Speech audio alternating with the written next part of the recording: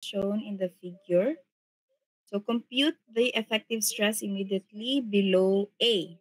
So below ani kibale effective stress niya. So number 2, compute the effective stress at B. So, dire ana siya effective stress.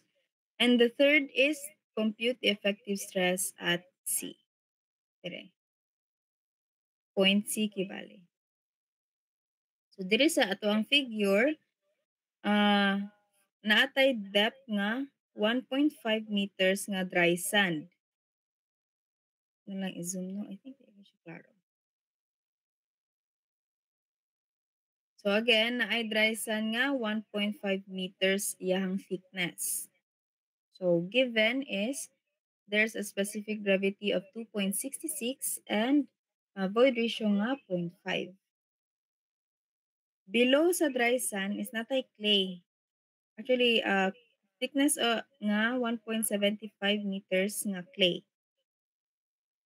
And another below pagid ana is clay gihapon siya nga 3 meters yung thickness. But analang kibalinay groundwater table, so of course iyahang degree of saturation is sanay lahi gid siya. Kita ninyo dire na ay mo ni ang atuang zone of capillary rise. So kaning capillary rise is mo na siyang upward movement of water through the tiny pores or spaces between the soil particles, which caused by the surface tension and adhesion between sa water ug soil. And this happens even above sa groundwater table, So, ang soil layer where this upward water movement occurs is called, of course, the zone of capillary rise, which sometimes called a capillary fringe. So, nganong gi-separate ang iyahang clay? Di ba na nganong gi-separate siya, which is pwede naman nato siya ikuan nga whole iyahang total thickness. It is because sa groundwater table. So ang water table is mo na siyang critical nga reference line. So above it, which is katong thickness na to nga 1.75 meters, muna siya, soil may be dry, moist, or partially saturated, or which is kung partially saturated, meaning of course capillary uh, zone. And at kibali sa groundwater table and below ana is ang soils is considered na siya saturated. So even though both are clay, ilahang hydraulic conditions is differ, which affects strength, compressibility ug iyahang permeability. So no, so given dire is specific gravity nga 2.71, void ratio nga 0.75 and degree of saturation nga 42%. And for the kanang clay nga 3 thickness na nga 3 meters is specific gravity nga 2.72 and void ratio nga 0.95. There na ta sa solution. Since ang gipangita dire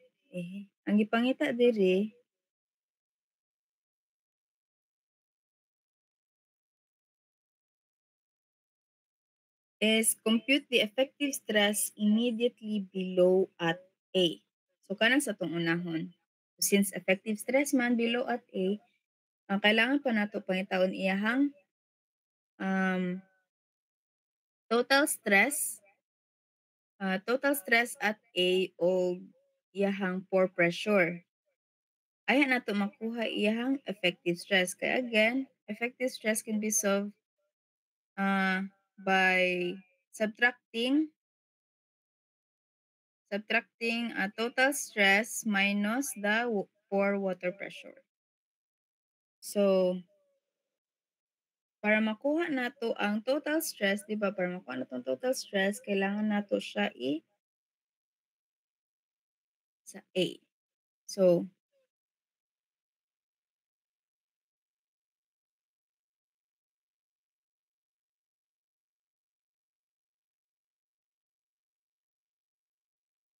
ibale unit weight sa dry times height. So ang height nga atong kuanon niya ani is kaning 1.5. So of course kailangan pa nato pangitaon ang dry unit weight kay wala may di man siya given.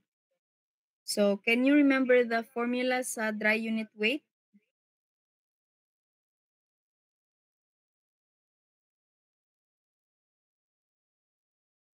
Sige daw be. Can anyone open their mic? Kuan ma'am, specific gravity times gamma ng water over 1 plus A. Oh. Oh. So specific gravity times the unit weight of water divided by 1 plus E. So substituting the values at again ang ato ang specific gravity is 2.66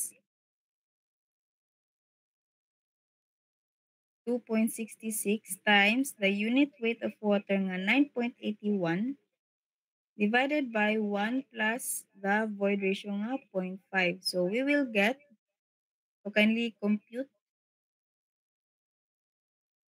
Ako sa ibalhin kaya ron. Okay, compute na lang din.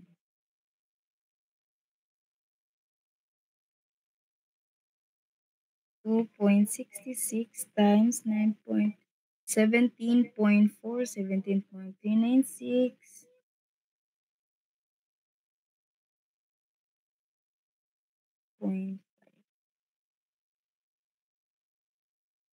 Sakto no, ang ato ang dry unit weight is 17.4 kilonewton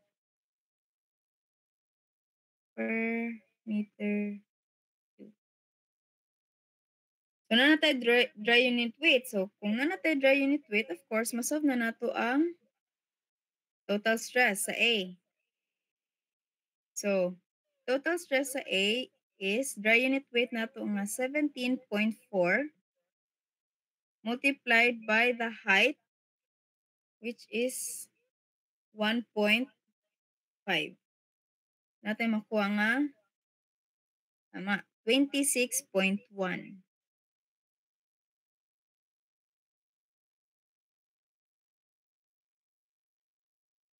So na natay total stress atong kuha na next is iyahang or water pressure.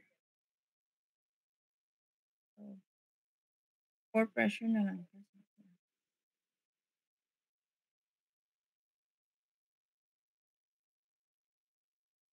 So, ang sa pore pressure, di ba kay unit weight times height ra gihapon. Kaso, kung ato ikuan ang ano man gipangitaan is effective stress immediately below A. So, sa pore pressure kay di ba ang kaning ano pore pressure is dapat na siya water kay multiply man nato ang ano dapat ang soil is na water kay multiply man nato ano ang pore pressure kay multiply man nato sa unit weight of water times its thickness sa soil. But since dry man ni siya, dry sand man ni siya, ang atong ginakuan is below A man. So, diri kibali below A. Muna ang below A. So, saan? Also, namapod tayo ko ang degree of saturation. Natay degree of saturation, di ba? Ang degree of saturation kaya na siyang ratio sa volume of water sa soil, soil voids to the total volume of voids. Where if 0% gani ang atuang degree of saturation, so ang soil niya is completely dry. If 100% is of course fully saturated na siya. But then if between gani 0 to 100%, then of course, particularly kung yun siya, partially saturated, or let's say kanang voids contain both air o water. So atong buhaton sa pagkuha sa pore pressure is dili siya totally zero. So 9.81, negative siya kay sa ubos man sa atong A, not unless above, of course dapat positive ato ang 9 unit weight. So 9.81 times degree of saturation nato nga 0.42 or 42% or 0.42 multiplied dayon by the height, which is 1.75. Height kibali ani.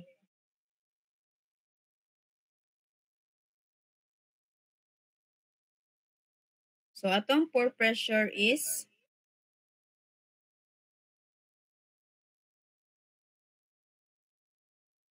negative 7.21. Ma. APA. Now to get the effective stress,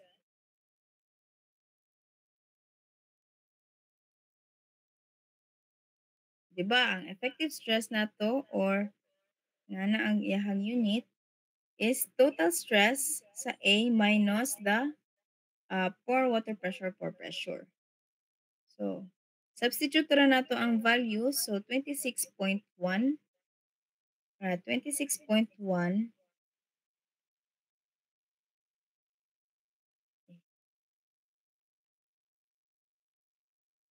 minus the pore pressure nga negative 7.21. So, natin makuha nga effective stress nga 33.31. Tama. Tama.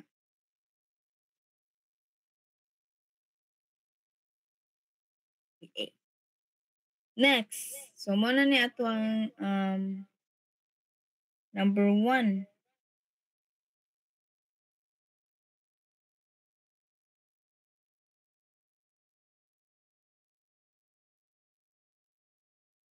Ay, butang 1.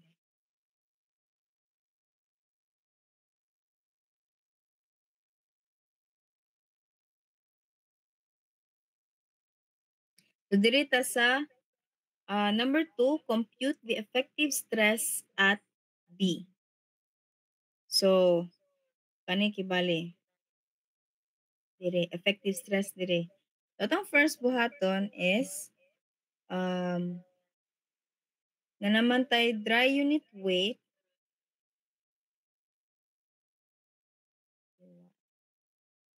clay. 1 unit weight dahil 1 plus. Tapos, dry. Why moist?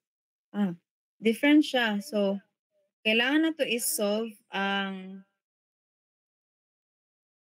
kailangan na to isolve iyahang moisture unit weight bale. So, dili siya dry unit weight yun. So, kay again, naman siya degree of saturation ng 42%. So, basically, iyahang unit weight ani basically iyahang kuan ani is moisture unit weight niya. Why moist?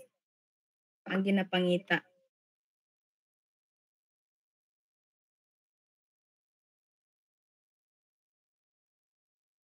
So sa pagkuha sa why moist, can anyone remember the formula sa moisture unit weight?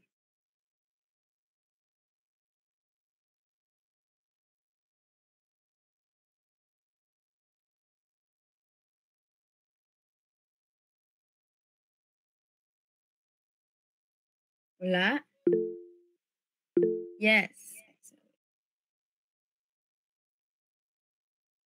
Sige, unsa man?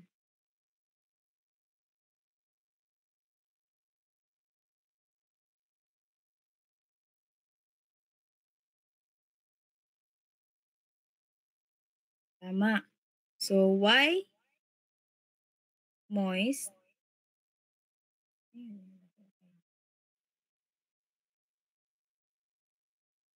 M over V? Dili, lahi po siya. Actually, if kuan di ba daghan man na siya formulas. So ang imong ginbantayan ana is iyahang mga given. So since ang diri sa atong problem, ang given man niya is GS or specific gravity and void ratio ug naputay degree of saturation. So i-check din nato ang formulas kibalik kung um unsay mo pwede gamiton. Kung dapat man ana is magamit ang mga given niya. So, if dili mao nga formula ang imong gigamit, so what is the purpose of this given? Since naman ang given, dito ta sa y moist is equal to dry unit weight times the quantity of 1 plus the water content. Kana. So, pagkuha sa y moist, of course, kailangan pa nato isolve si dry unit weight. So, y dry equal to GS or specific gravity times the unit weight of water 1 plus the void ratio. So, GS na to or specific gravity na to is 2.71.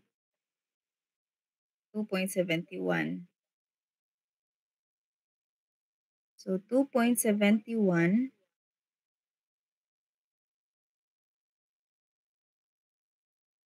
times the unit weight of water nga 9.81 divided by 1 plus the void ratio nga 2.75.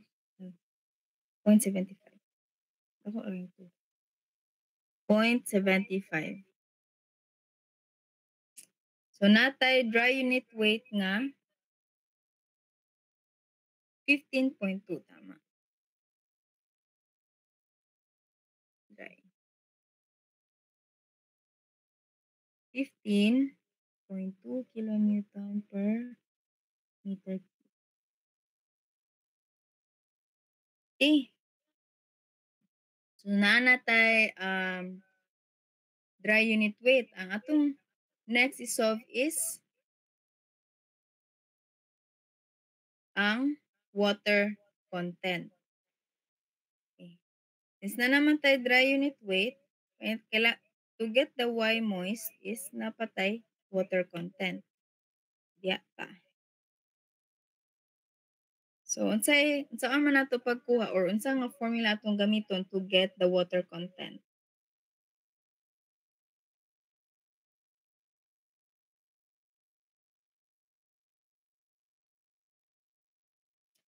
Yes, sakto. S E is equal to WGS or degree of saturation gawas. Pwede IGSW. Pwede ra. Ma-interchange. So degree of saturation times the void ratio is equal to water content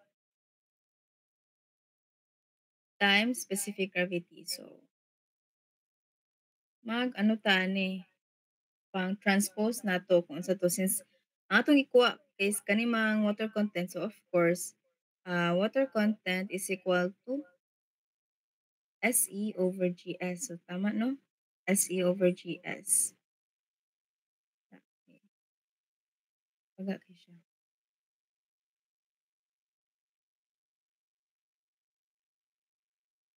Yun.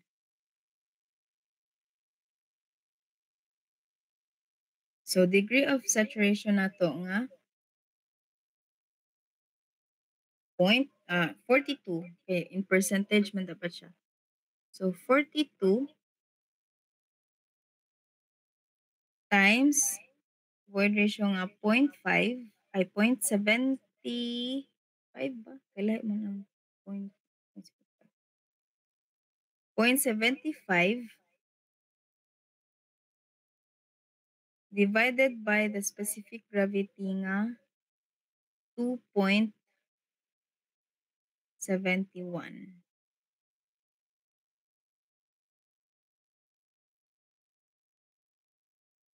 So natay makuha nga 11.62%. Tama.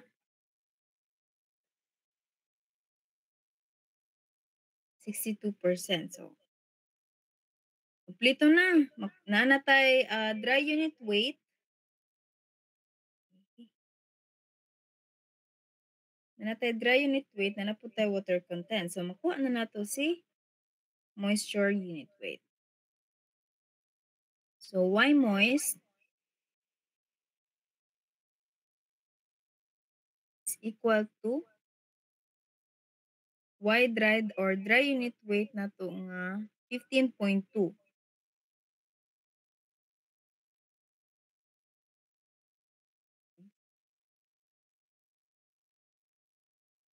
15.2 times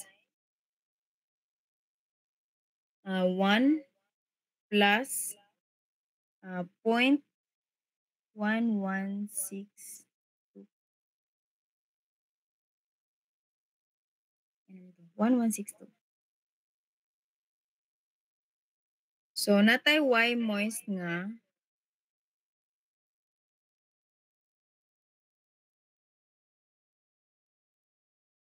ila.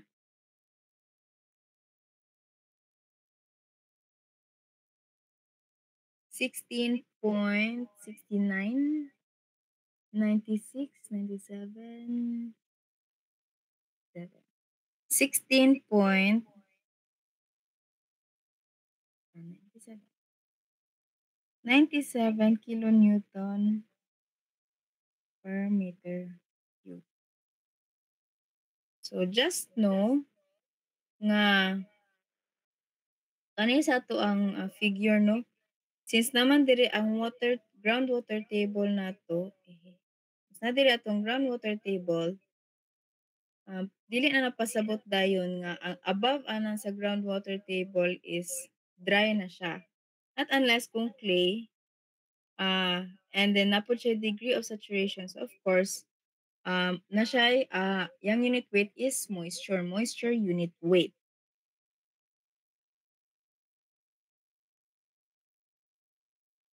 So since na naman tayo Y moist, makuha na nato dayon ang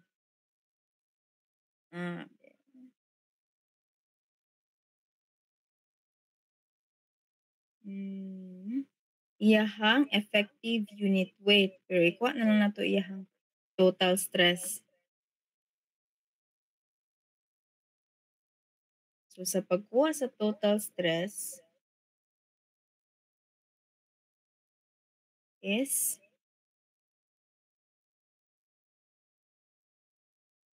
total stress.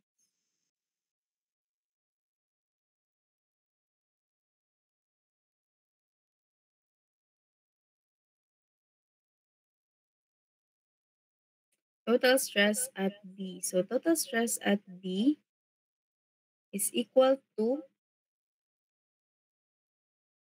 so kung total stress gani, pasabot ana is kani siya above kani nga thickness. Total stress. Vertical pressure kibali pressure nga nakakuan sa B. So kung unsa man to nga mga soils nga nagput og pressure sa B. Of course, ang kaning dry sand o kaning clay. So sa pagkuha sa total stress is, di ba, unit weight times height. So first is unit weight aning dry sand nga 17.4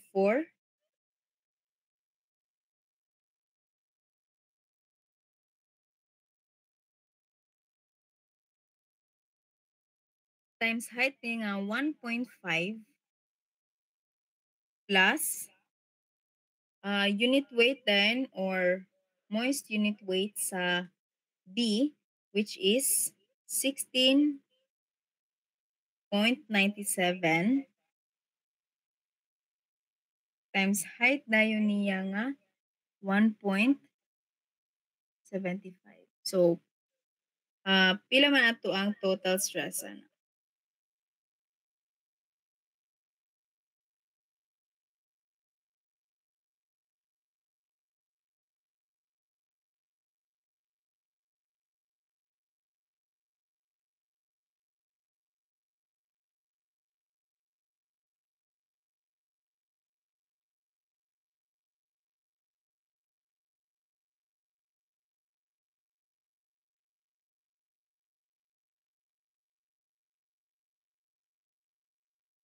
55.8.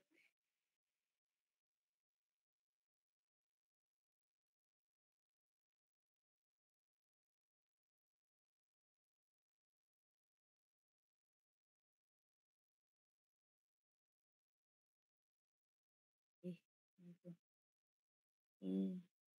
Okay. So 55.8. So dito sa pore pressure.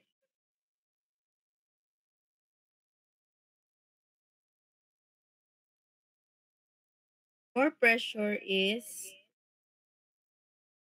unit weight times height. So water agad siya. So 9.81 times the height nga ni kani siya nga height. Diba? Unit weight sa water times the height nga katong na ay water. So 1.75. So wala na to gi-appeal ang katong 1.5 kay dry sand man to. Meaning kato is wala gid siya water. Pila man? 9.81. And again, dili na siya negative kay above man siya. So 17.17. So to get so ato ang effective stress is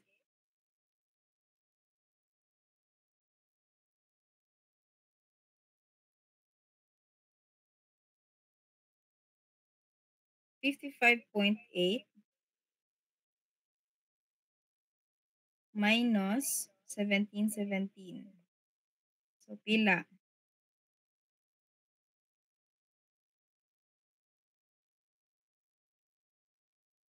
38.63. 38. Okay, sakto.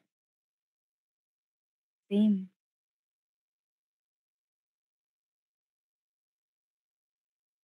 Muna itong effective stress at B.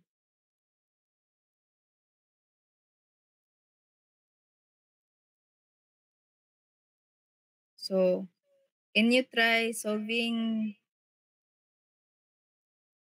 number 3?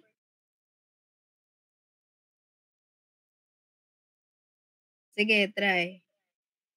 Mga ano ta? 5 minutes siguro. Okay, 5 minutes.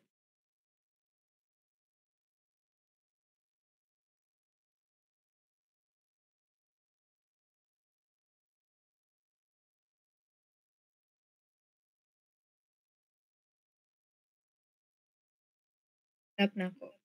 Kaya mag-solve to ko